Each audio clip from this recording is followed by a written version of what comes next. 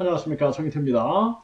베트남 법원이 또 한국인 2명 사형 선고를 했습니다. 계속되는 사건들 외에 참 가슴이 아픕니다. 이게 한국인들이 지금 한국을 떠나고 있어요. 탈한국이 일어나고 있습니다. 그래서 한국이 저출산 고령화, 자살률, 그리고 서민경제 붕괴 이런 것 때문에 한국을 자꾸 떠나는 거죠.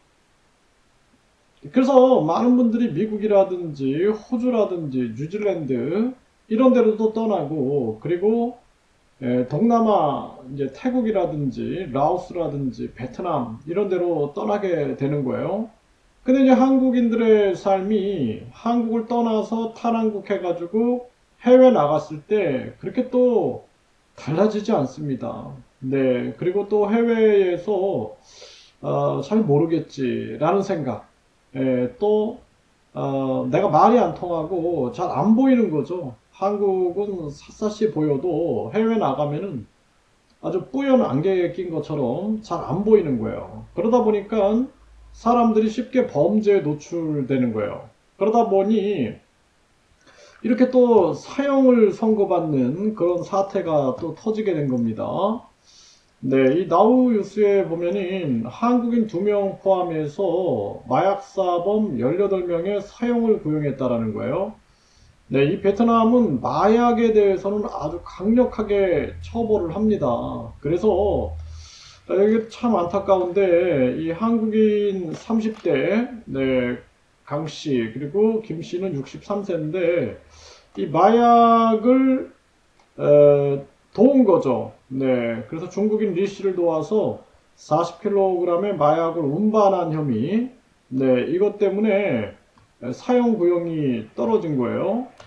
그래서 지금 이 강 씨나 김 씨는, 김 씨는 이제 한국인 김 씨는 물건을 배달하면서 비아그라인 줄 알았다. 이렇게 얘기를 한 거죠.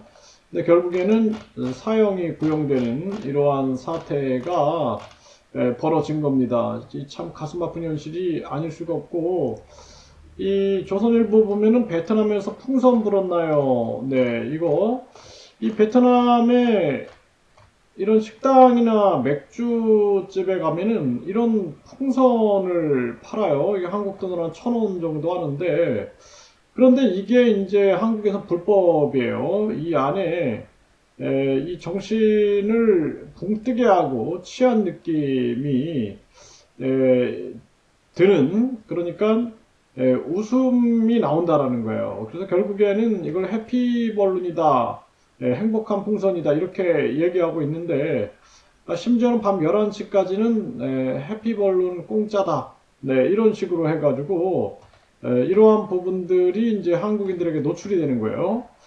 네, 그런데 한국에서는 징역 3년, 네, 5천만 원의 벌금이 벌어질 수 있다라는 것입니다. 네, 그래서 이게 싸면 1,000원, 비싸도 5천원밖에 안 하는데, 이게 굉장히 많아요, 이거. 베트남 현지에 가면은, 쉽게 쉽게 사람들이 이거 말고, 다른, 뭐, 알지 못하는, 마치 뭘 흡입하는 것 같은, 그런 것들이 많습니다. 이런 거에 노출될 수가 있는 거고, 여기도 보면은 나우유스에서 교보포 토막 사건 범인 한국인 베트남에서 사형 선고가 떨어졌다라는 거죠.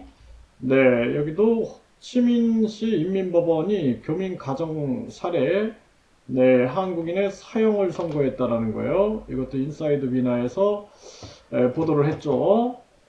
그래서 이 한국인들이 참 불쌍한 지금 시대를 살고 있다라는 생각을 계속하게 됩니다.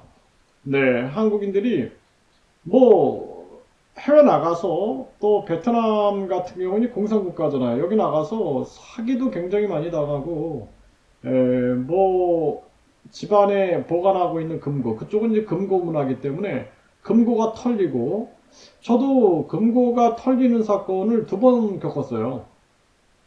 근데 항상 금고가 털리는 사건에서는 내부에 적이 있는 거죠. 알고 보니까 임원들이 2번 이렇게 금고를 터는 사건이 발생이 됐고, 현금 문화다 보니까 이제 이런 것들이 터지게 되는 거죠. 그리고 또 뭐 폭행 사건들, 뭐 사람들이 침입해가지고 폭력을 행사하는 그러한 사건들이 수시로 일어나는 거죠. 그리고 한국인들이 어쨌든 간에 범죄에 노출돼가지고 이렇게 사형 선고를 해외에서 받게 되고, 베트남 감옥 환경은 굉장히 안 좋죠.